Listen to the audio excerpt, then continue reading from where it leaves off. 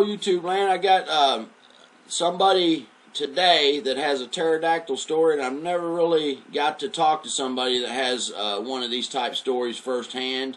So today I have with me Frank, and he's going to tell you about something that happened when he was fishing with his cousin, and who else was with you, Frank? Just two cousins. Two cousins. It's a fascinating story, and anyway, here's Frank. Hello, Frank. Nice to have you today speaking about this, man. Appreciate you coming on. Well, thank you. Well, let me tell you, I guess you could start the interview saying that I'm 55, and I was born and raised in Philadelphia, Pennsylvania in the 60s. And my dad hit it big in the construction company, so we had a house built out in the sticks along the Delaware River. So I lived along the Delaware and the Chamonix Creek all my life. And my two cousins, they're like my brothers, my best friends. And we used to go fishing all the time in the 60s and the 70s. And we finally found this one spot in the Delaware. It's really secluded.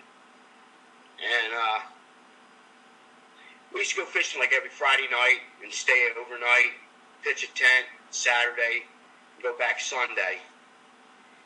So we did that all during the 60s and the 70s, and I went into the service late 70s, and when I got out, I continued the tradition of fishing with my cousins, and now we're back at 1984, and I'm 24 years old at the time.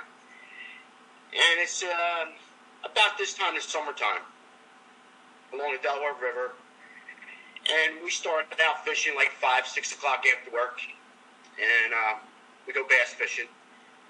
And then towards the night time, 2 or 3 o'clock in the morning, it's really catfishing time. So that's all we really did was catfish.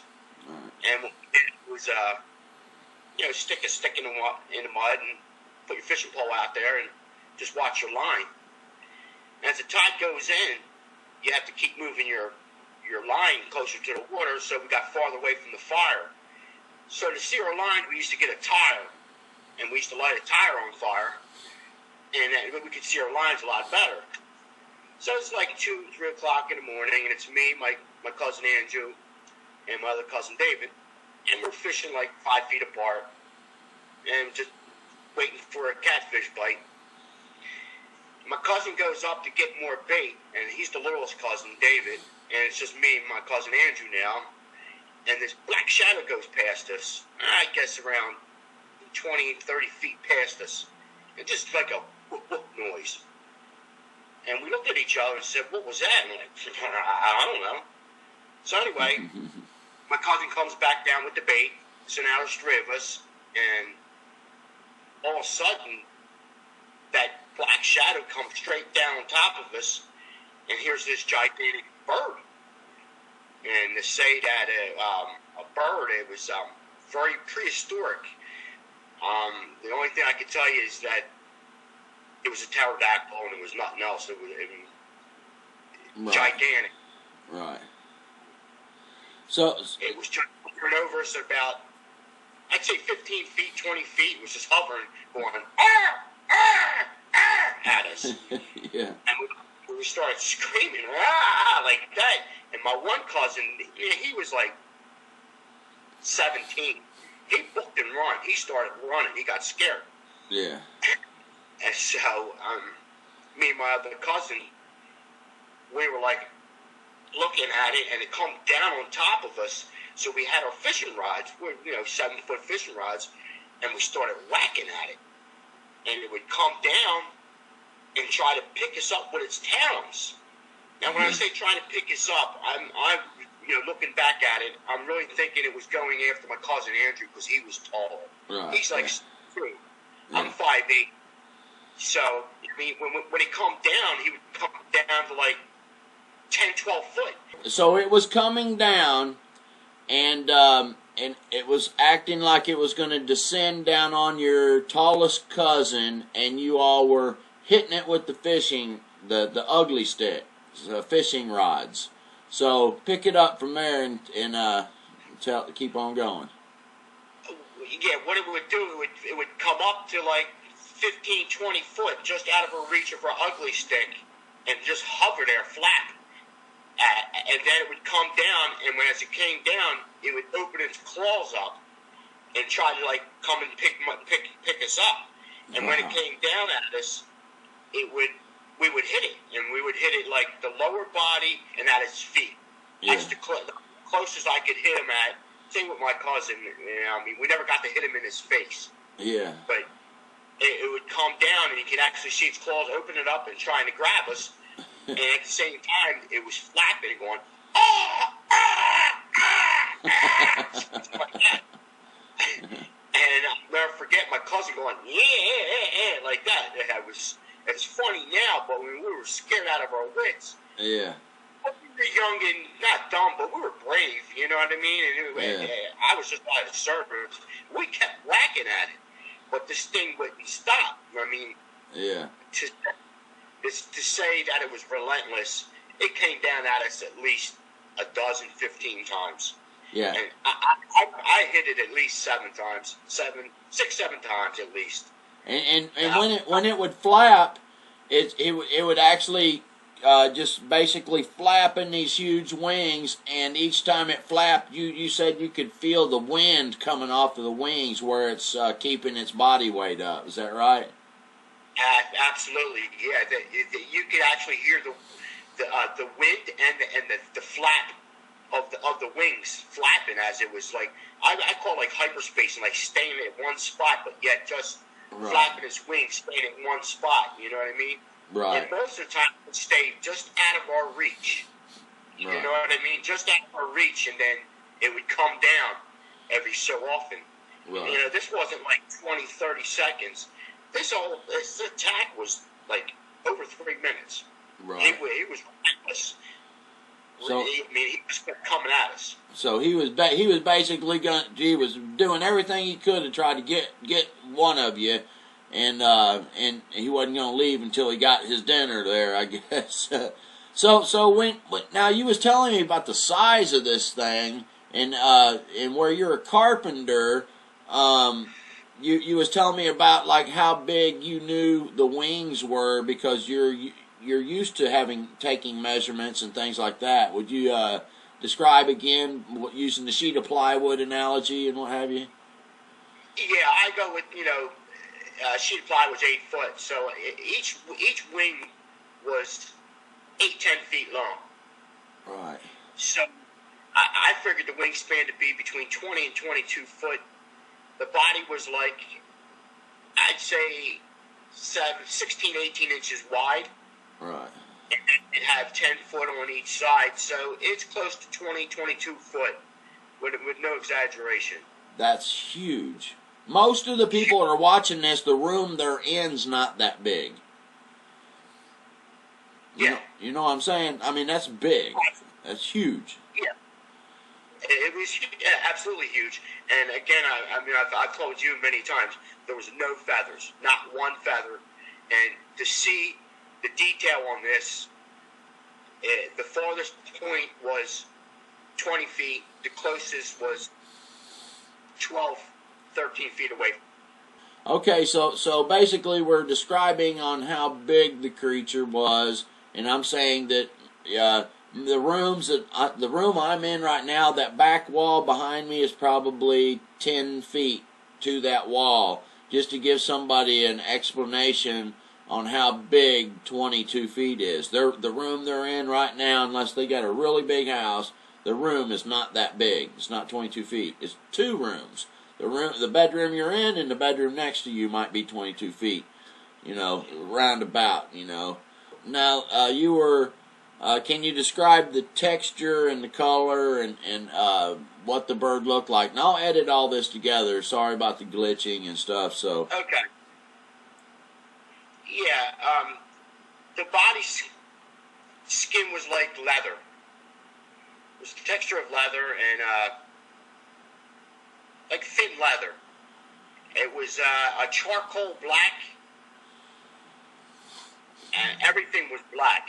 So the skin was black. It looks leathery, and describe the feet to us, and then this egg thing. That to me was very interesting. You said it looked like a pterodactyl basically, except for the only difference in the models that we see was it had a little egg-like shape at the top of the long comb deal. And I'll put a picture up too as we're looking or talking about this. Okay. Well, first with the feet. The feet were like a grayish black. And kind of like a chicken's foot with like the wrinkles in it, the hard wrinkle in it. Right. Foot, 12 inches long each one. Okay, now the feet were like a chicken's foot, and like did it have long claws on it? Like if it had got a hold of you, you'd been over. Yeah. The feet were like a foot long. Had a talon hook for like a thumb. The back of the leg, it had that talon on it. Right. Long nails on it.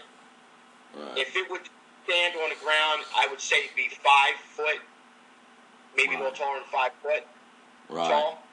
So it had the typical what you would expect it to have for feet. Now the egg-shaped thing on the crown of this, where it has this long pterodactyl type head, was interesting. You said that was the only difference that you noticed. Yeah, from a regular picture of a pterodactyl, the difference on its face was it had the long beak, bill, and behind the head it had this long bone. Instead of it coming to a point at the end, it had this like a round thing, like an egg shape at the end of it, at the end of the bone. That's very interesting. To me, I think that was for echolocating. That's my opinion, but I think it would be useful for something. And when scientists find these things, they try to make the rendition that they think it looked like, and but you've seen it. So now when you knew that this thing was basically cruising the rivers, and this was nighttime. Do you think that that's why that they aren't reported more? Is it's out at night for one, and it's basically cruising the rivers at night? Like I was telling you, it was 2-3 o'clock in the morning. Right. So, I mean, it being black, right? It would be very hard for it to be saw. In the middle of the night. It blended in really, really good. And there's not been a reporting since. I've heard nobody ever having a pterodactyl sighting around this area ever before or again. Right. So I'm thinking that it only comes out at night. Yeah. Most of the time you see a picture of like an artist drawing or something, they don't draw it black. That's interesting, isn't it? I could see how something like this could actually be living and out, near rivers and things like that. As big as it was, it has to have a decent size area to be able to flap down into. If it's 22-foot wingspan, it can't just land in the woods. Right. Oh yeah, no, it can't. That's a definite. Yeah. And like I said, I don't know where it come from. But it definitely couldn't live in the woods. Yeah. There's no doubt about that. Do you think that they basically are around the rivers and, it might land on the bank and walk up in the woods, but, yeah. I mean, because go ahead. I really don't think so. I'm no archaeologist or anything like that, but I would think it would live on like a mountain or rocks. Right. And where I'm at, I'm an hour and 15 minutes from Philadelphia, going 60 miles an hour. Yeah. So I'm in not mountains, but very rocky, hilly area. Right. I'm past like Trenton in Jersey, so it's a lot of rocks, a lot of hills. I mean, Bowman's Tower's there, Gettysburg's close by. Okay, so I think that you're probably right. It probably lives somewhere out in the rocks and what have you. And if these things hunted at night, if they were nocturnal, that would be why we don't see them more often. Because I've never seen an artist drawing with it black. It flying at night, it would be hard to see if you didn't have that fire, wouldn't it? Well, like I said, we seen it very well. Not only was it close up, we were burning tires. Right. All right, cool. So, all right. Now you have this encounter with the bird, and it's 20 plus feet big, charcoal black, flying the river, and it tries to get you all. And here it is. It looks like a pterodactyl. The only difference is this little egg-shaped thing at the top of its crown, and basically you are beating it with the ugly stick, and you're trying to survive this attack. So, what do you think about the fact that people don't see these more? You said you think they live near rocks and things like that, and the reason they don't see them is it's cold, it's black. If it wasn't for the burning tires, you probably wouldn't even been able to see it so well. So someone who just out at night and it flies over, they'd never see it, would they? No, like I said in the beginning of the story, at first, before the encounter stopped, something went past us. We seen a shadow. So they come by us at first, and that was like 20, 25 feet above us. So right there, we couldn't even see it. You know what I mean? Right. So it flying away at nighttime, you can't see it. There's no way you can see this thing. Right. So the huge fire you had going, when it swoops down to get you, you were able to get a good look at it and tell what was going on.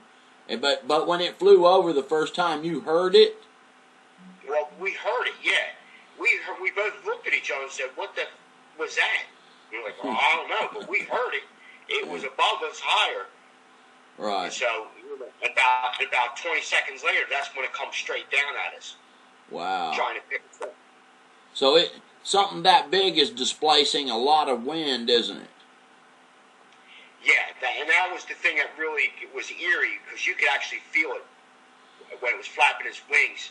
You could feel the wind against your body as it was coming down at us. Yeah. You described it last night when we were talking as it kind of almost like a claymation thing, almost like a movie.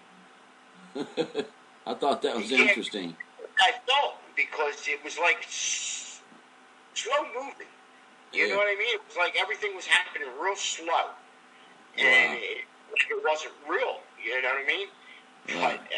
But it lasted a good 3 minutes, and that was the thing, that it was intent on getting one of us. I mean, it was very determined. It wasn't like it come down, swooped at us, and flew away.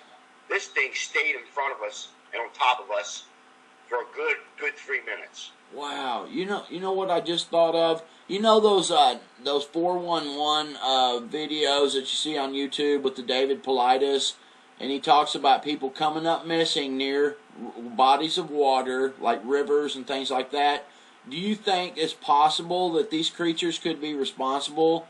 I mean, just when he says near water or rivers and things like that, if it had got a hold of you, do you believe it could have carried one of you off? Oh, I know it could have carried us off.